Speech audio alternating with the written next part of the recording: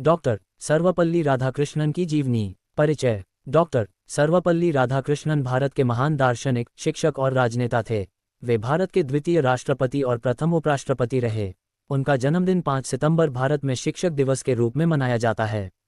जन्म और प्रारंभिक जीवन। डॉक्टर राधाकृष्णन का जन्म 5 सितंबर 1888 को तमिलनाडु के तिरुत्तनी नामक स्थान पर हुआ। उनके पिता का नाम सर्वपल्ली वीरस्वामी और माता का नाम सीताम्मा था। वे एक साधारण परिवार से थे, लेकिन बचपन से ही पढ़ाई में बहुत तेज थे। शिक्षा। उन्होंने अपनी प्रारंभिक शिक्षा तिरुपति और वेल्लोर में प्राप्त की। इसके बाद उन्होंने मद्रास क्रिश्चियन कॉलेज से दर्शन शास्त्र फिलॉसफी में पढ़ाई की। वे बचपन से ही भारतीय संस्कृति और दर्शन में गहरी रुचि रखते थे। शिक्षक और दार्शनिक जीवन। डॉक्टर राधाकृष्णन ने अपने करियर की शुरुआत एक शिक्षक के रूप में की।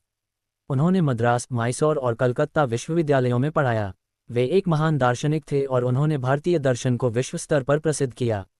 उनकी प्रमुख पुस्तकें हैं Indian philosophy, the Hindu view of life, an idealist view of life. राजनीतिक जीवन। 1952 में वे भारत के प्रथम उपराष्ट्रपति बने। 1962 में वे भारत के द्वितीय राष्ट्रपति बने। उन्होंने अपने कार्यकाल में देश की शिक्षा और संस्कृति को आगे बढ़ाने का कार्य किया।